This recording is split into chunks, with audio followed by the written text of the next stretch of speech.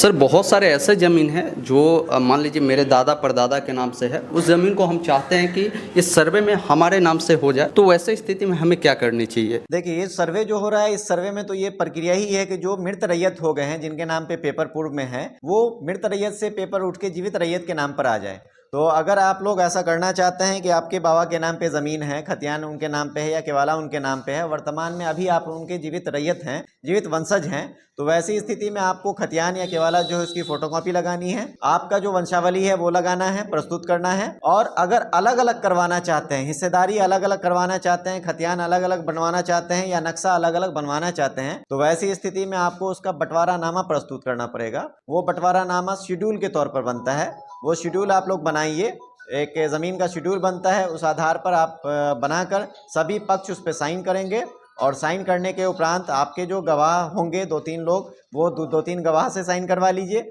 उसको हम लोग अपने स्तर से भी एक बार सत्यापित करेंगे कि आपके भाइयों के बीच में जो बंटवारा हुआ है, इस बंटवारा से आपके सभी भाई सहमत हैं या नहीं है, साइन उनके द्वारा ही किया गया है या फिर कोई जाली साइन किया गया है। ये सारी चीज़ का सत्यापन हम लोग अपने स्तर से भी करवाते हैं और सत्यापन होने के उपरांत अगर सभी लोग सहमत पाए जाते हैं तो उसके अनुसार फिर आपका अलग अलग खाता और नक्शा बनाने की प्रक्रिया शुरू हो जाती है। तो इस सर्वे में ये ऑप्शन आप लोगों को दिया गया है कि अगर अलग करवाना चाहते हैं तो बंटवारा नामा आप बनाइए, सभी की सहमति दिखाइए, सहमति के अनुसार अलग अलग खतियान दर्ज हो जाएगा। सर जैसा कि आपने बताया कि अगर मेरे बाबा के नाम से ज़मीन है तो उसको हम डायरेक्ट हम अपने नाम से नहीं करवा सकते हैं, मेरा पिताजी अभी जीवित है तो फिर हम अपने नाम से करवाने के लिए क्या प्रोसेस को अपनाएंगे? देखिए, ज़मीन को ट्रांसफ़र करने का एक प्रक्रिया है, जो प्रक्रिया आप लोगों को पता ही होगा, और वो है प्रक्रिया रजिस्ट्री। अगर आपके पिताजी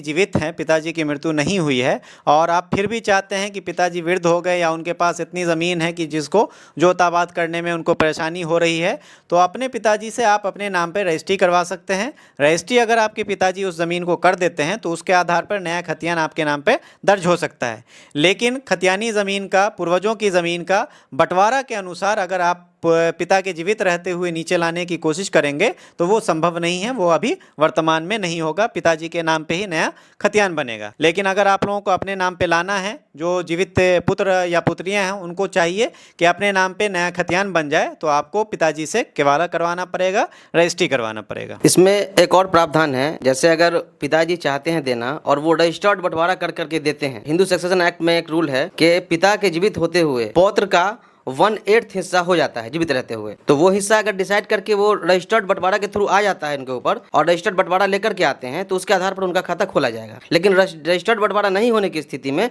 पिता के नाम ही खाता खोला जाएगा और रजिस्ट्री पेपर अगर लेकर के आते हैं तो उसके आधार पर पुत्र का खाता खोला जाएगा, अन्यथा और दूसरा कोई प्रावधान इसमें नहीं है।